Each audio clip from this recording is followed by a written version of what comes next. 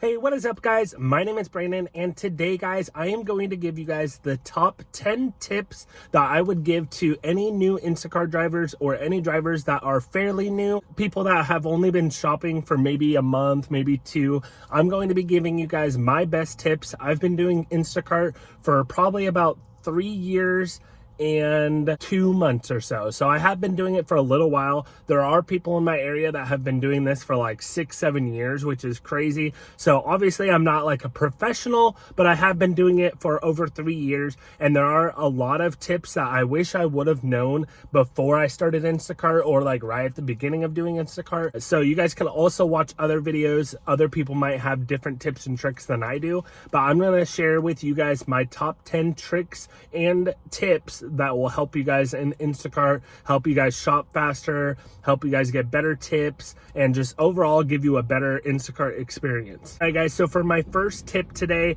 I have make sure you have a custom greeting. Now with Instacart, when you first start shopping for an order, a little pop-up will come up and it'll say send a custom greeting. You click on that and you can actually create your own custom greeting for customers when you start their order. So I will show you guys a screen recording really quick, or a screenshot of what my custom message says. Mine just says, hey, thank you for shopping with Instacart. I am so excited to be your shopper today.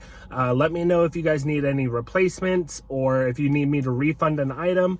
And again, thank you for shopping for Instacart. So that's kind of what mine says, but you guys can like word your message however, but it is always good to send a custom message before you actually start working on the customer's orders, so that way they know that they can message you for any add-ons or any refunds or replacements. They know that you're actually going to be active in the chat, and it kind of just says like a little message, kind of like, hey, I'm here, I'm messaging you, you know, I'm active in the chat. If you need anything, just let me know. You know, it's kind of showing that you're being proactive and that you're a nice shopper, and it could give you better tips. All right, guys, so my second tip or trick is going to be get replacements. Now, this means if a customer wants a certain item and they don't have it and they don't ask for a refund, make sure you get that replacement, because the more items that you refund, usually your order will go down, because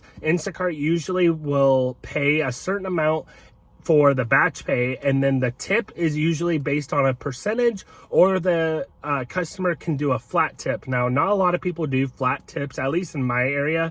There will be like, usually for Costco orders, they'll do like a good $20 or $30 tip. I like to replace it, because the more, like I said, the more items you refund, the order goes down, because the order is based off a percentage of what the customer actually pays. So if the customer pays $200 for their groceries and you have to refund like 10 items, then obviously your order is going to go down probably a few dollars, because those items are now refunded and the customer isn't spending as much money. So yeah, guys, make sure you guys get replacements if the customer requests a replacement. If they want a refund, then just refund it, because you obviously don't want to make the customer mad if it says refund this item and you end up replacing it anyways. Don't do that. That could get you into some trouble, or they might be kind of upset with you. But if it says request a replacement, or if they don't have a replacement set up, I usually will replace it, as long as it's something that's very close to what their replacement is. All right, guys, so my third tip or trick for this video is going to be, don't waste your time weighing items. So I know in my area, at least, nobody weighs their items. I don't know if you guys do or not, but I don't. I used to do it like the first week or two that I was doing Instacart, and then I noticed a lot of other shoppers weren't doing it, and I also looked up YouTube videos and like looked up on Reddit and stuff, like, should I weigh my Instacart items and my produce and stuff? It's mostly for produce. If you guys feel the need that you might have to on like things like green beans or like Brussels sprouts, sometimes I'll do, you're just wasting your time weighing each item, and it takes up a lot of your time going back to the scale, getting your item, getting your next item, weighing. Instacart pays you for the item and the weight. So what you can do is you can just grab your item, mark it as found, and then just put the weight that they recommended. Usually we'll have like a recommended weight on how much the customer ordered, or how much they think the items weigh. So it'll say 4 apples approximately like 2 pounds. So you can just put 4 apples, 2.2 pounds. You don't want to obviously put over. So what I usually do is I just usually put the exact weight. So if Instacart puts 2.3 pounds or 2.36, I'll put like 2.3, or I'll just put right at what the weight that they recommend doing. I'll just put that weight. All right, guys. So my number 4 tip or trick is don't do any add-on orders unless it makes sense. So there are things called add-on orders where you can be shopping for 1 or 2 people already, and in the middle of your shopping, an add-on order will pop up on your screen and it'll say add-on, and it'll say, you know, usually they're pretty bad, at least in my area. It'll say like $8 for 8 more miles and 12 items, or it'll say, you know, $10 for 5 items and 7 miles. I never usually do add-ons because they never actually are good. I had one add-on a while ago, probably like 2 years ago from Costco, and it was actually a really good add-on. It was $33 for only 8 more items, or it might have been 9 more items, and it was only like 3 extra miles. So besides that add-on, I think I've only gotten maybe one more good add-on, and it was like $27 for Safeway, and it might have been, I think it was like 10 items or 12 items for probably only a couple miles. So you definitely don't want to do add-on orders that don't make sense. You know, orders that are like 7 items or above, like 10 items maybe, for like 10 miles and only like $5. So you don't want to do those types of orders or add-ons because it just wastes your time. It gives you a little bit more money, but it's not worth your time having to go get those extra items. Also, usually the miles on the add-on orders aren't very good. They're usually like 6, 8 extra miles, at least for my orders that I get. It just wastes your time. It gives you an extra order, gives you more bags, more confusion to the order, because sometimes it makes the orders, like if you have A and B, sometimes it'll mark your new order as A, and then your other orders are now like B and C, if that makes sense. It kind of mixes the orders differently. All right, guys, my tip number 5 is going to be get up early-ish.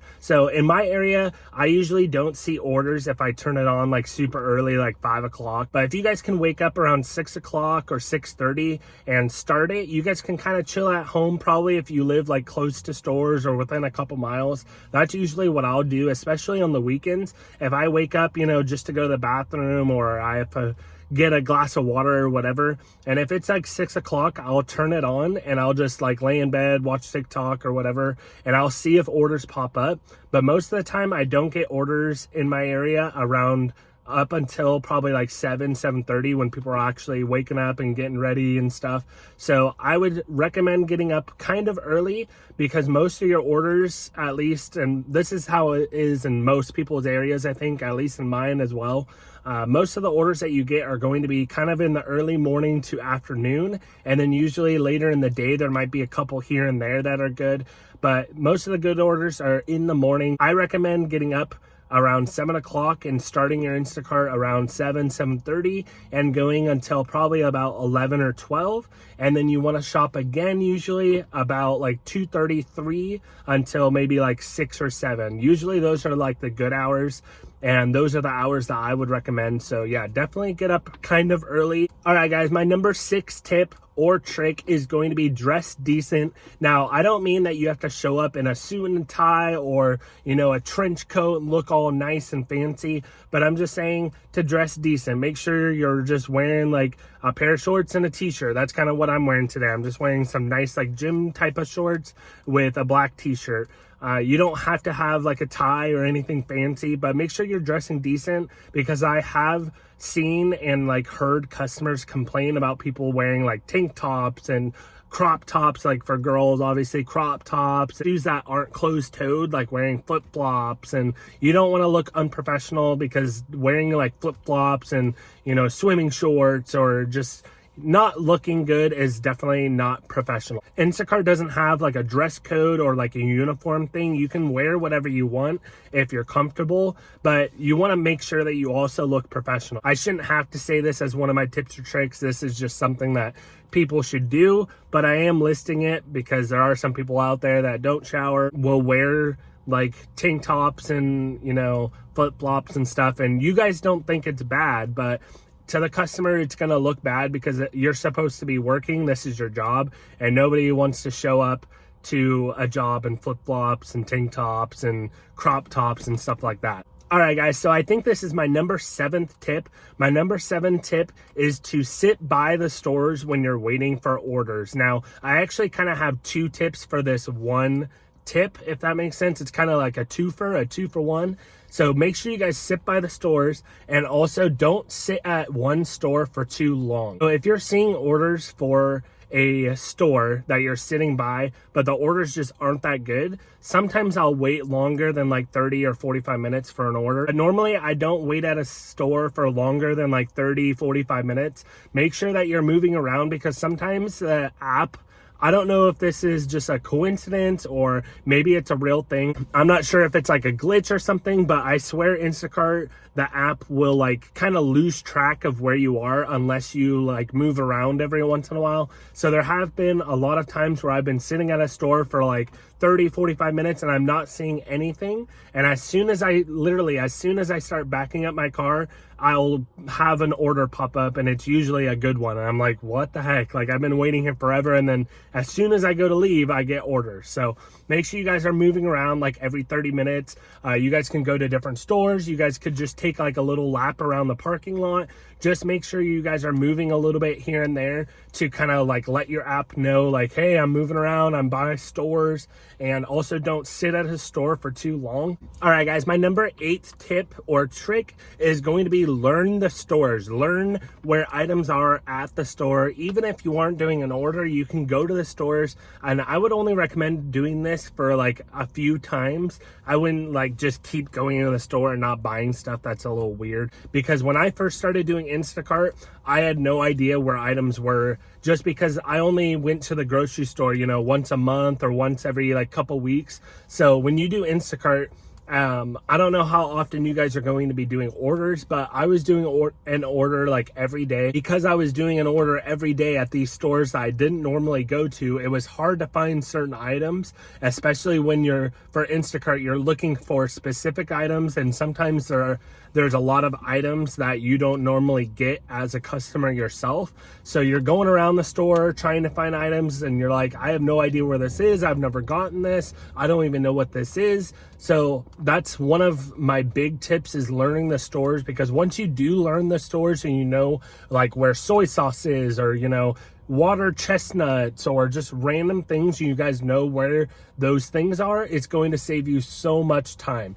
I remember when I first started doing Instacart, I'm not joking, one of my first or second orders took probably over an hour to shop for, and it was probably like 40, 45 items, which, yes, that is kind of like a bigger size order. It's a decent amount of items, but now if I were to do that, I could probably shop that in 25, 30 minutes max. So I would definitely recommend learning the stores if you guys don't know your like local grocery stores already. All right, guys, so my number 9th tip or trick is having to do with your car. Always have a clean trunk and clean car, because there will be some orders where you're gonna have to fill up your entire maybe you do have a truck, so you might have to fill up your truck, but you're going to have to fill up your whole trunk and your back seat. There have been a couple orders that I've done that have had like big boxes of chips, like those big boxes that have like the little individual bags of chips.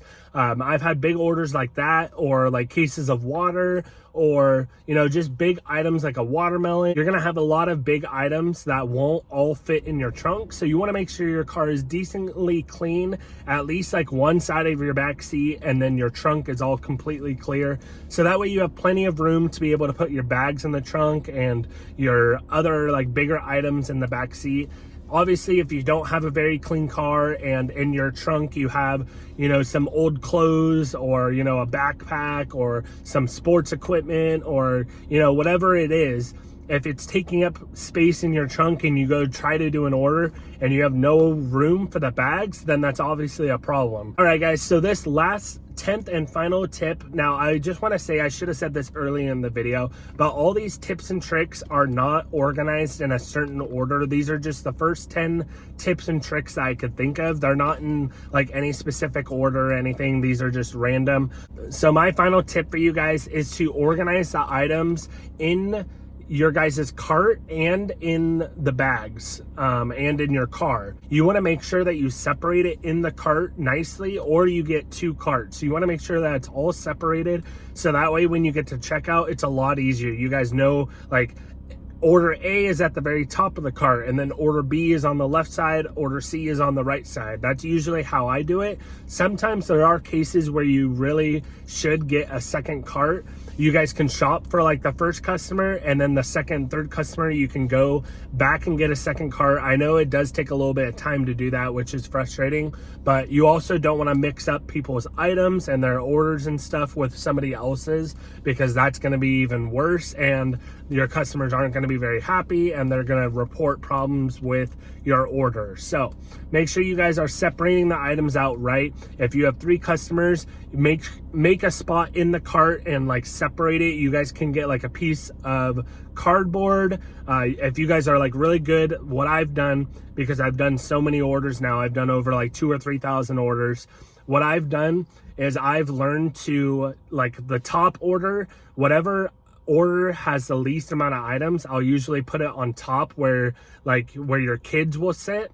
That'll be where like the least amount of items go. So if order A only has like 5 or 6 items, I'll put order A at the very top, and then usually I'll do B on the left side of the cart and then C on the right side of the cart, so that way it's all kind of separated. When I first started doing Instacart, I didn't do this. I just put it all together, and I was like, oh, I'll just figure it out at the end. That was a very big mistake, very bad idea. If you guys end up doing that, all your items are going to be mixed together, and then when you're out at the checkout line, it's going to be so confusing, it's not even funny. You're going to get very overwhelmed trying to find the items. Things are going to be stacked on top of each other, and it's just going to be a complete mess. Then when I got to the checkout line, I was like screwed. I had to separate all the items by the order, and if you just do all that while you're shopping, it makes it so much easier when you get to checkout and people aren't waiting for you and you're not causing like a scene, you know? All right, guys, hopefully you guys enjoyed the video. That is my top 10